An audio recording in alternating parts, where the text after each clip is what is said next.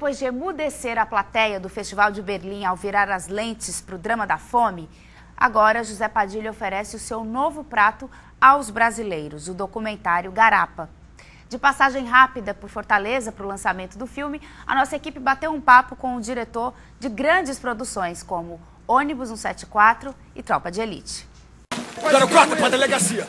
Leva para a delegacia com a carga.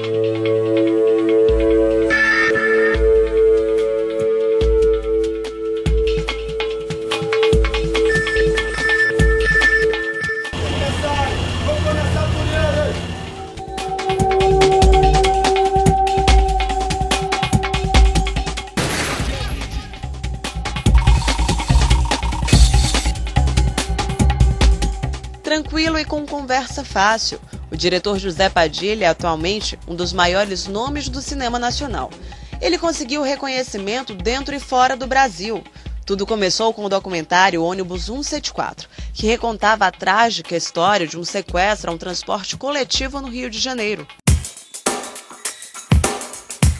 Eu estava correndo numa esteira numa academia e apareceu aquilo na televisão. E eu morava em frente onde estava o sequestro do ônibus, então eu não consegui ir para casa. Então eu fiquei em frente à televisão até o final, e aí aquilo me chamou minha atenção, e aí eu resolvi dar uma olhada para ver se eu conseguia fazer um documentário sobre o ônibus 74. Mas a história desse sequestro também foi tema de Última Parada 174, do diretor Bruno Barreto. Quando questionado sobre este longa, José Padilha afirma que não assistiu o trabalho do cineasta. Eu não posso ser de ninguém. Não era uma novidade, eu já tinha visto e eu já tinha ficado 2 anos numa ilha de edição, né, pesquisando e trabalhando sobre aquele evento, né, então não achei que... E também eu sabia que se eu fosse ver aquele filme, os jornalistas iam me perguntar o que você acabou de me perguntar, e aí eu não gosto de ficar emitindo opinião sobre o trabalho dos outros cineastas, sabe?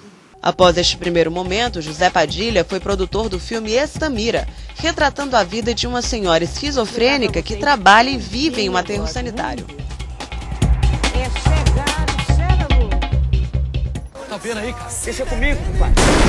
Mas foi com Tropa de Elite que o diretor se consagrou. Em sua primeira ficção, Padilha conquistou prêmios como Urso de Ouro no Festival de Berlim e esteve na revista americana Variety entre os 10 diretores que não devem deixar de ser vistos. Com a repercussão de Tropa de Elite, ele conseguiu arrecadar verba e ajudou a financiar o longa seguinte, Garapa. É o fenômeno da fome crônica ou parcial, que corrói silenciosamente inúmeras populações no mundo. O Garapa surgiu de um comentário de um amigo meu que viu o ônibus 174 e percebeu que o filme O ônibus 174 era contado do ponto de vista do Sandro, que tinha sequestrado o ônibus, e falou, seria tão legal se alguém fizesse um filme da fome, né, do ponto de vista de quem passa a fome. E aí comecei a conversar com esse meu amigo, que é do IBASE, que é uma ONG lá do Rio, e me interessei por fazer isso. Ele achava importante, ele achava que o cinema podia contribuir com a causa a qual ele se dedicou a vida inteira, e ele me convenceu disso e eu fiz o filme. O filme traz às telas a realidade de 3 famílias cearenses que convivem diariamente com a fome. O senhor acha que é de acordo a mulher desse dormir aqui? Olha aqui, deixa eu levantar esse bicho. Eu acho que a realidade de quem vive numa miséria absoluta, numa miséria muito grande, é distante para quem está em Nova York, assim como é distante para a classe média alta que mora no Brasil, no Rio de Janeiro, em Fortaleza. É distante porque é possível para a gente viver sem ver isso, né? E aí quando vê, né, se dá conta do que significa passar fome, e quando você vê isso, depois você é submetido às informações de que 1 em cada 7 pessoas no planeta Terra passam fome assim, ou de maneira aproximadamente igual à retratada do filme, você fica baqueado, não é? Agora, eu não acho que esse baque seja uma propriedade do filme. Acho que esse baque é uma propriedade da realidade de quem passa fome e do desconhecimento de quem não passa, não é? Você junta essas duas coisas, dá esse baque. Não é difícil de perceber a preferência do diretor por temáticas sociais.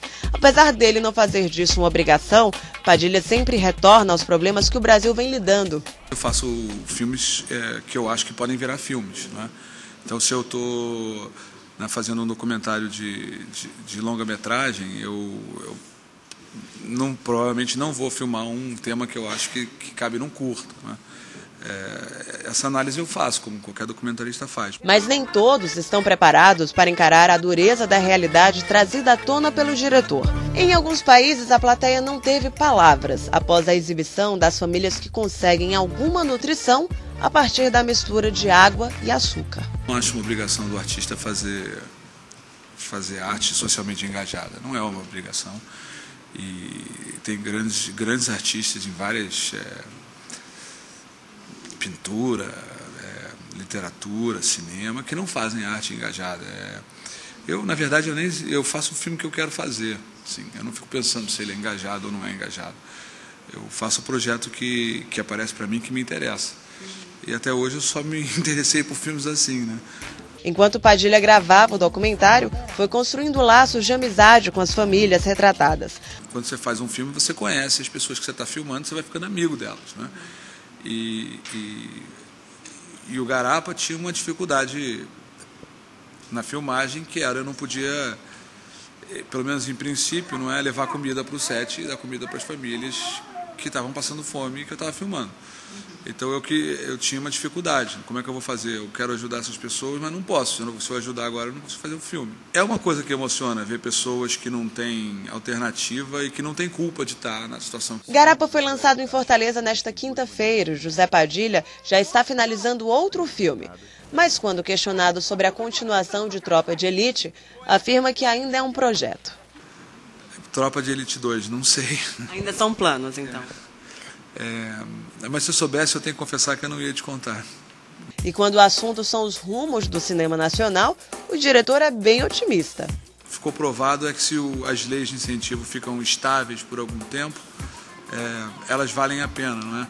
Porque, por exemplo, para você ter uma ideia, a quantidade de recursos que o governo investe ano por ano no cinema é mais ou menos 200 milhões de reais, pouco menos que isso.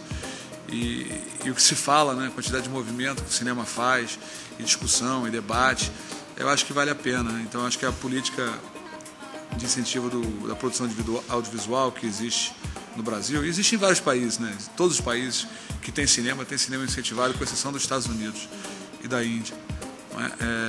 Eu acho boa e tomara que ela se mantenha aí.